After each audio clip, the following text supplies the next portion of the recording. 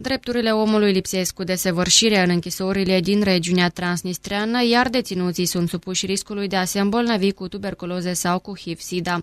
Declarațiile sunt făcute atât de deținuți, de rudele acestora, dar și de experții internaționali. Majoritatea dintre persoanele care au avut nenorocul să fie întemnițate în stânga Nistrului afirmă că cea mai mare teamă sunt presiunile venite din partea administrației penitenciarelor. Alexandru Ursu, polițistul moldovean care a stat aproape 3 ani după gratii în închisorile separatiste, vorbește cu greu despre condițiile și presiunile prin care a fost nevoit să treacă. Primele 3 zile am fost maltratat, tare, chiar pe cunoștință am dus la spital. Și da, nu te-au obligat să recunoști vina? M-au obligat din prima zi. Cum ți-a spus?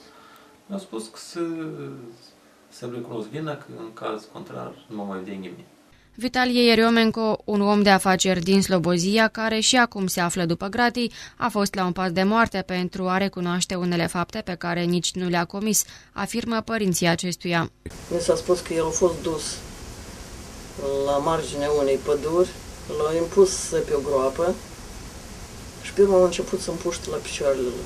Jurnalistul Ernest Vardanean, cazul căruia a fost unul dintre cele mai mediatizate, afirmă că deținuții din penitenciarele transnistrene nici nu știu ce sunt drepturile omului. Acolo lumea nu prea știe de drepturile omului, ci știe că există un anumit cod penal, un anumit articol care este unul sever și deci dialogul merge într-o altă direcție. Deci de ce îmi faceți așa, de ce nu-mi dați voie la una sau la alta, iar administrația, în cel mai bun caz, spune că noi nu putem face, noi suntem subordonați cuiva. Adică ei sunt doar o parte a sistemului acel vicios. Pe lângă toate presiunile fizice și psihice, deținuții mai sunt nevoiți să îndure și mizeria, frigul, dar și lipsa de hrană în pușcării. Părinții lui Alexandru Coliban, tânărul condamnat pentru că a participat la campania electorală anti-Șefciuc, afirmă că unica șansă de salvare pentru fiul lor sunt alimentele trimise de acasă.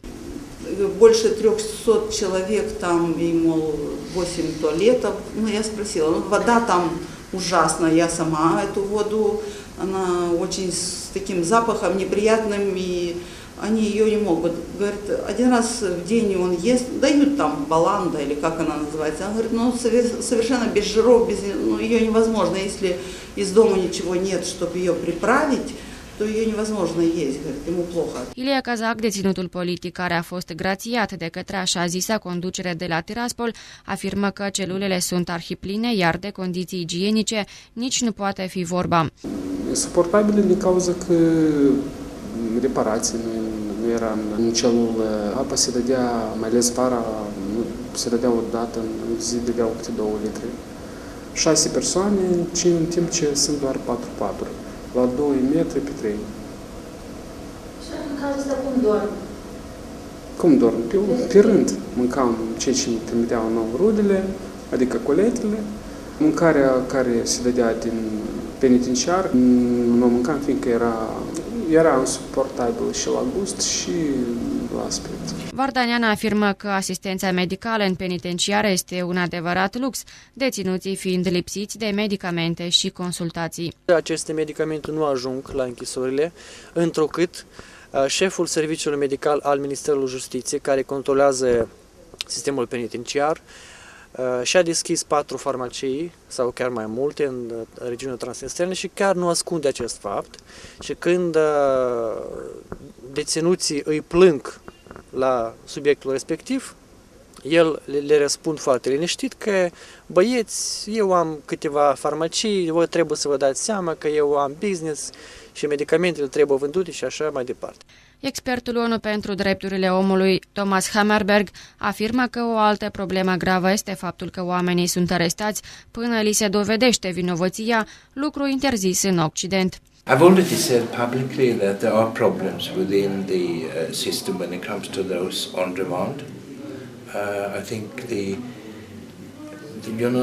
put people in prison before the guilt is proven is problematic, and it should only be used when it's absolutely necessary, when they fear that the person may run away, abscond, or when the person could exert pressure on witnesses and destroyed evidence. But I think there are too many cases put in remand.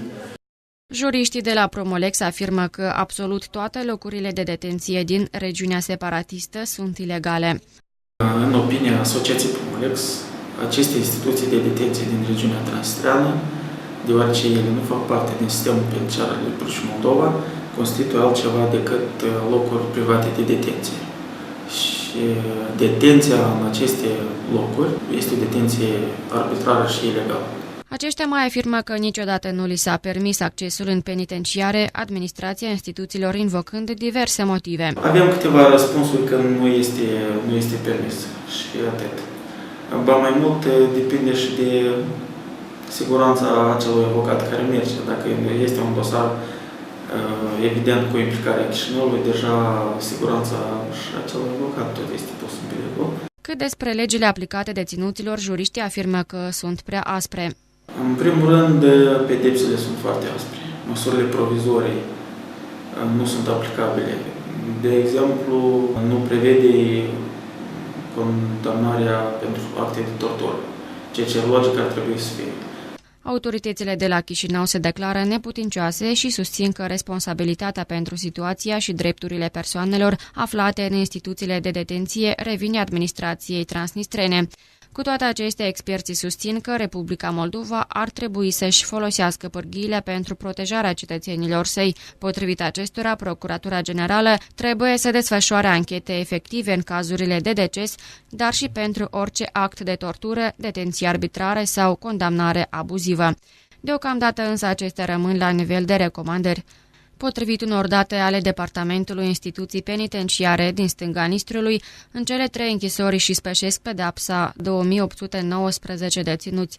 Asta în timp ce în dreapta Nistrului sunt aproximativ 6.000 de deținuți în 17 penitenciare.